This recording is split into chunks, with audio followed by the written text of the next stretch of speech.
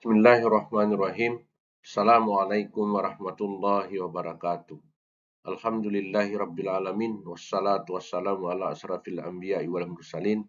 Sayyidina Muhammadin wa ala alihi wa sahbihi ajmain. Amma ba'du. Pada kesempatan kali ini, saya akan menyampaikan tugas mata kuliah hukum Islam dengan dua tema, yaitu perbandingan 4 mazhab dan sejarah perkembangan ilmu fikih. Pengertian mazhab. Mazhab adalah pikiran atau dasar yang digunakan oleh imam mujtahid dalam memecahkan masalah atau mengistimbatkan hukum Islam. Sementara pengertian mazhab menurut istilah meliputi dua hal. Yang pertama adalah jalan pikiran atau metode yang ditempuh oleh seorang imam mujtahid dalam menetapkan hukum suatu peristiwa berdasarkan Al-Quran dan hadis.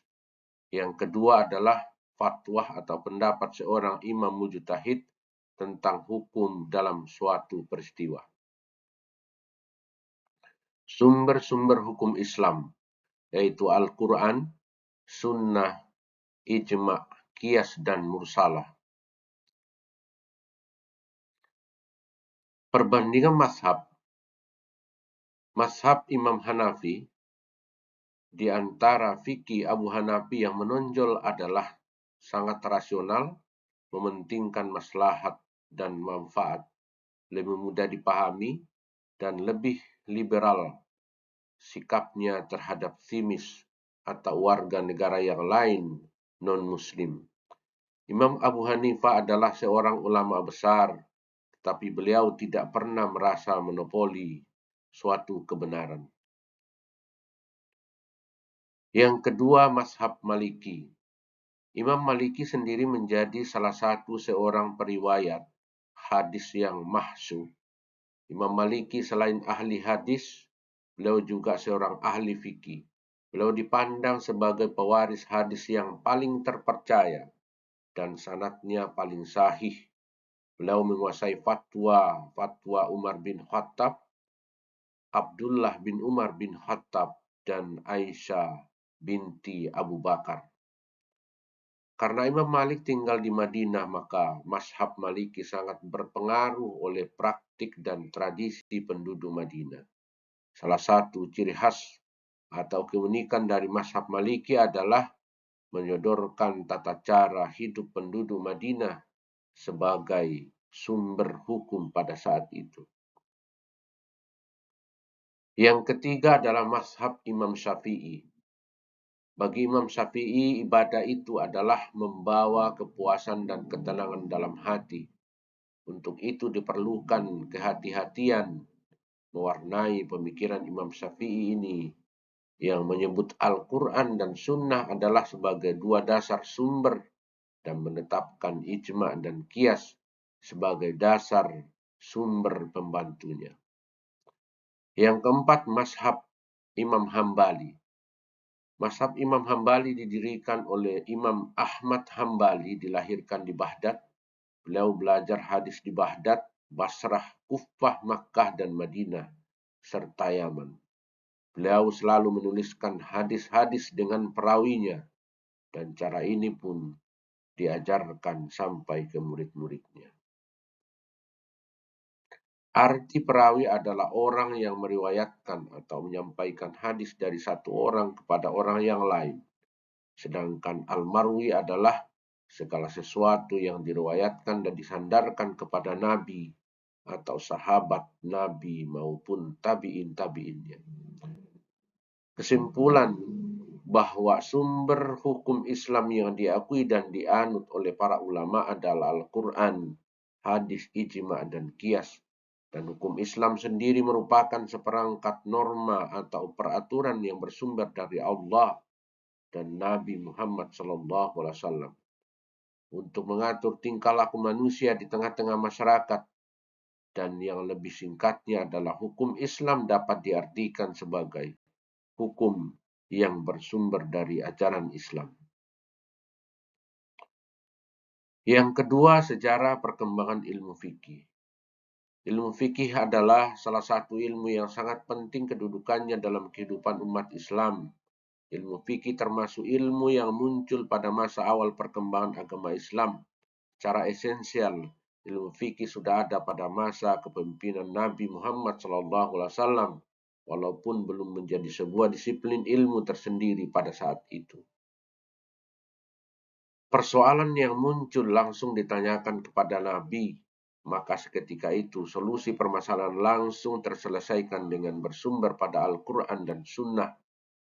Namun setelah sepeninggalan Nabi, ilmu fikih ini mulai berkembang seiring dengan bermunculannya permasalahan dari zaman ke zaman dan terus berkembang dinamis hingga semua permasalahan yang ada tidak semua bisa diselesaikan dengan dalil nas, namun membutuhkan sebuah hukum yang digali melalui jalan istimbat sehingga setiap satu permasalahan bisa memiliki ratusan solusi yang berbeda-beda dari setiap ulama.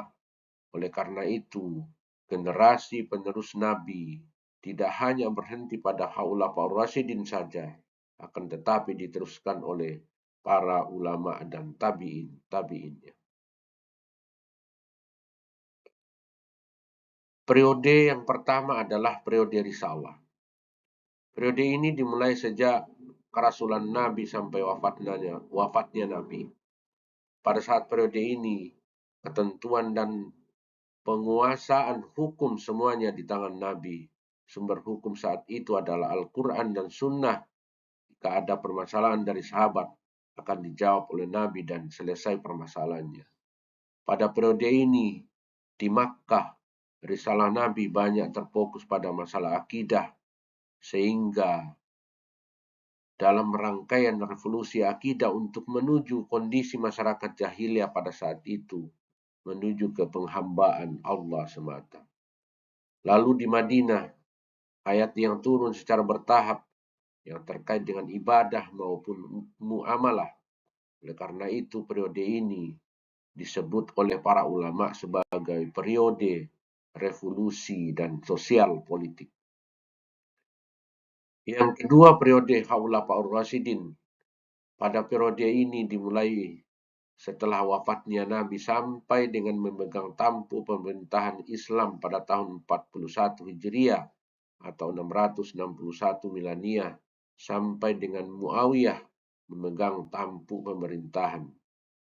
Sumber ilmu fikih pada periode ini di samping Al-Quran dan Sunnah juga ditandai dengan munculnya berbagai ijtihad para sahabat.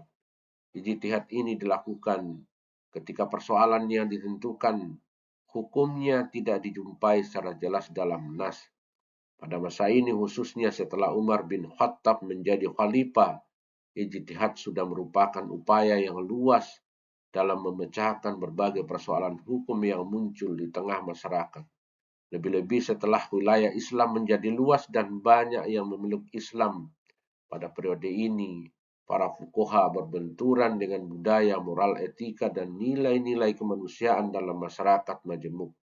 Hal ini terjadi karena wilayah kekuasaan Islam semakin luas dan masing-masing memiliki budaya yang berbeda-beda, sehingga dalam menyelesaikan persoalan dari sumber hukum Al-Quran, Sunnah, dan juga diperlukan adalah ijtihad para ulama. Yang ketiga, periode pertumbuhan ilmu fikih. Pada periode ini dimulai pada pertengahan abad pertama sampai kedua Hijriah. Periode ini merupakan titik awal pertumbuhan ilmu fikih sebagai salah satu disiplin ilmu dalam Islam. Sejak menyebarnya sahabat berbagai daerah sesuai dengan situasi dan kondisi daerah tersebut. Misalnya sejarah Irak, Ibnu Mas'ud muncul sebagai fuqaha yang menjawab berbagai macam permasalahan yang muncul di sana. Dalam hal ini sistem sosial Irak jauh berbeda dengan masyarakat di Makkah dan Madinah yang saat itu terjadi pembauran antara etnik Arab dengan etnik Persia. Sementara masyarakat di Makkah dan Madinah lebih homogen. Yang keempat, periode keemasan.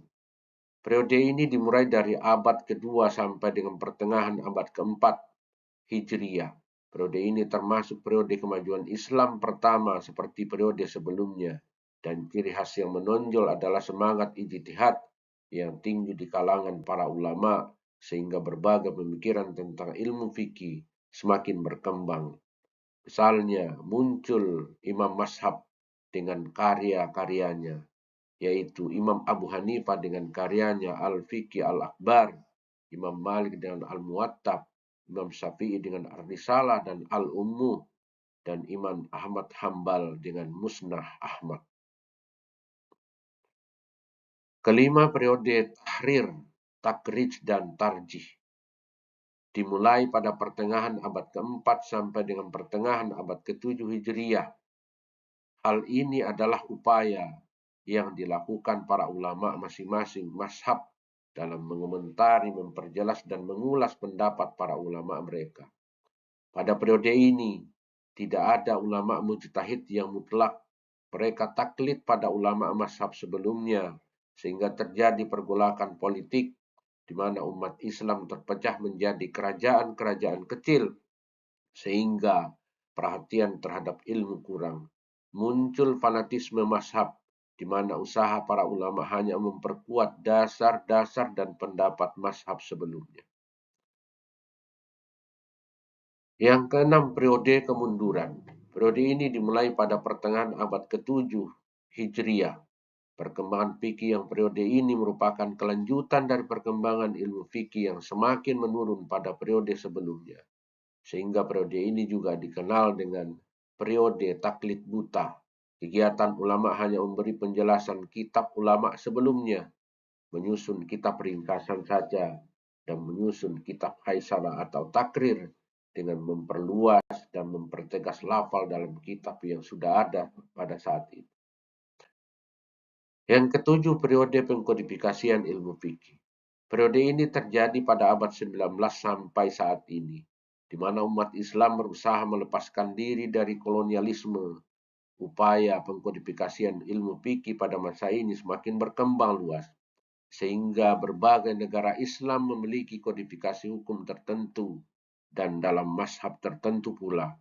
Dalam perkembangan selanjutnya, ulama fikih kecenderungan kuat melihat berbagai perkembangan dari berbagai mazhab fikih sebagai sebagai satu kesatuan yang tidak terpisahkan.